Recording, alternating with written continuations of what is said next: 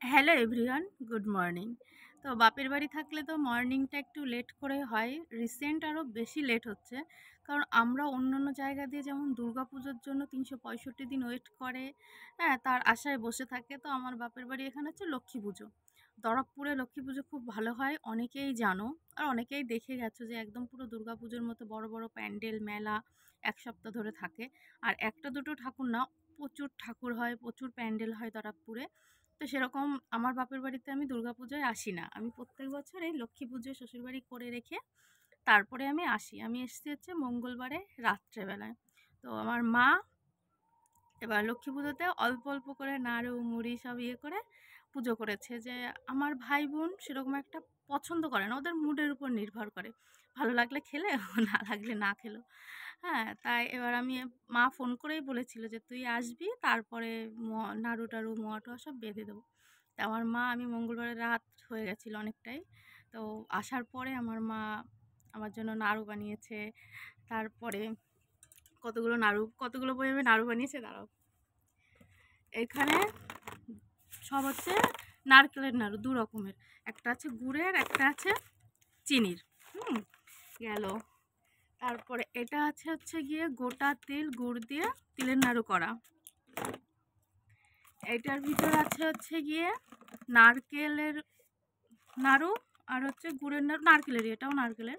হ্যাঁ, এই যে গেল নাড়ু। হ্যাঁ, তারপরে আমার মা এক হাঁড়ি আমাকে গুড় দিয়ে খই ইয়ে করে দিয়েছে।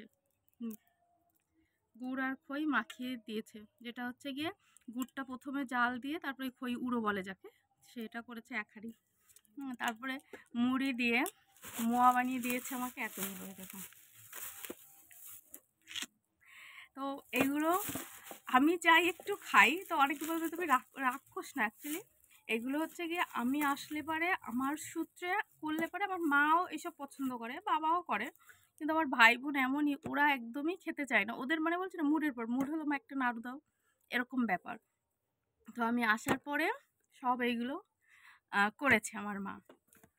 তো এইগুলো হচ্ছে গিয়ে তার ভিতরে আমার দিদাও এসছে। যেমন আমি কোনো একটা কাজ করতে গেলে ভাবি যে আমার মা আসলে পারে ভালো হবে না, তো সেরকম আমার মাও ভাবছে। দিদাও এসছে, আমি যেদিন এসছি তার পরের দিন এসছে। তো দুজনে মিলে সব এইগুলো করে দিয়েছে। তো আরও আজকে আরও করতে গিয়েছে আমার মা। এগুলো তো সব এই তিলের নাড়ুগুলো তো সব উনানে গুড় জাল দিয়ে তারপরে তিলগুলো, গোটা তিল আজকে করতে গিয়েছে। চাল ভাজি করেছে, তিল ভাজি করেছে, করে ওটা ঢেঁকিতে নিয়ে গেছে, ওটা পাড়িয়ে গুঁড়ো করে তারপরে গুড় দিয়ে মাখিয়ে ওটা মানে ওইভাবেই করা যাবে নাকি, তাই বলছে। আমাকে ডাক দিল মা যাওয়ার আগে, বলছে ওঠ, উঠে এই রয়েছে, খেয়ে দে, আর আমরা এইগুলো করে নিয়ে আসি। কালকে পেরে ওঠেনি, এত কিছু একসঙ্গে পেরে ওঠেনি। তারপরে আজকে এই জন্য গেল। এখন আমাদের তো ঢেঁকি নেই, ওই কাকিমাদের বাড়ি আছে, সেই ঢেঁকিতে গেল দিদা আর মা। ওইগুলো সব করে গুড় দিয়ে মাখিয়ে তারপর বাড়ি বসে, বলছে বাড়ি এসে নাড়ু করবানি। আচ্ছা ঠিক আছে। তার আমার বলে গেছে উঠে এইগুলো খা, তারপর আবার ভাত খাবি কখন মা, তো ওনার সামনে সব কিছুই খাও, নাহলে পরে ওনার ভালো লাগে না। বলছে এইগুলো উঠে মুড়ি, দিদাও বলেছে যে ইয়ে রয়েছে, খইরো করা রয়েছে, মোয়া রয়েছে, এগুলো খা।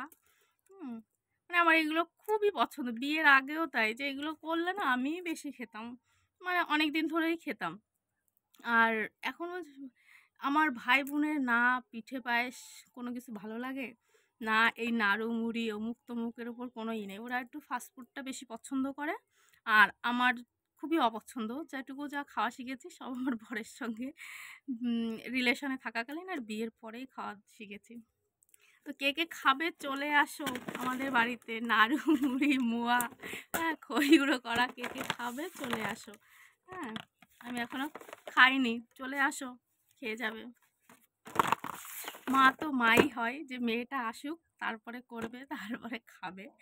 তো অনেক কিছুই এরকম হয় যেটা আমার বাবাকে বারণ করি যে বাবা আনতে হবে না, আমি খাই তো ওই বাড়িতে। তখন আমার বাবা বলে কি, আমার সামনে কি খাস তুই, আমি কি দেখি? হ্যাঁ, উম, তা এরকমই বাবা মা মনে হয় এরকমই হয়, হলো।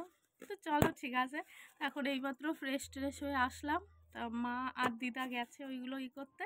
ভাবছি আসলে আমিও আজকে নাড়ু পাকাবো। ওইগুলো তো আর গরম না, হাতে তো ছ্যাঁকা খাবো না। গুড় দিয়ে ওই ছাতু কুটে, চাল ভেজেছে, ছাতু কুটে তিল গুঁড়ো করে গুড় দিয়ে ভালো করে মেখে নিয়ে আসবে, তারপর বাড়ি বসে নাড়ু করো। বলছে যে ওই মাখিয়ে নিয়ে চলে আসবে, নি আসার পরে নাড়ু করবো খালি।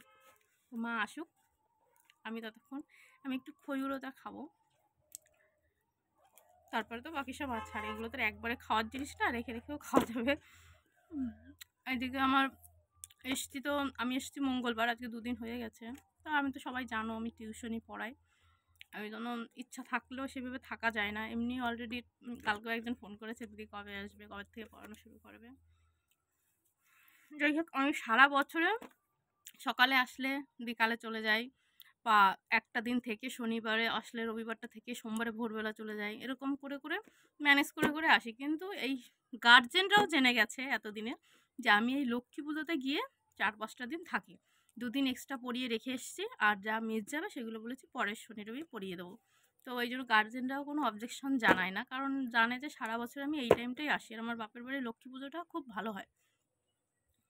ওই জন্য এখানে আসা। আমাদের এখানে প্রত্যেকটা বাড়ি রিলেটিভ বলো, মেয়ে জামাই বলো, সবাই লক্ষ্মী পুজোতেই আসে, কারণ এখানে দুর্গাপুজো বোঝাই যায় না আমার বাপের বাড়ি এখানে। আর বনগাঁতে তো খুব ভালো পুজো হয়, এই জন্য আমার ওখান থেকে আসতে একদিনও আসি না আমি দুর্গাপুজোতে, যে একদিন এসে সকালে এসে বিকালে চলে যাই, তাও আমি আসি না, আমি এখানেই থাকি, লক্ষ্মী পুজোতেই আসি। তো যাই হোক, কে কে খাবে চলে এসো। টাটা।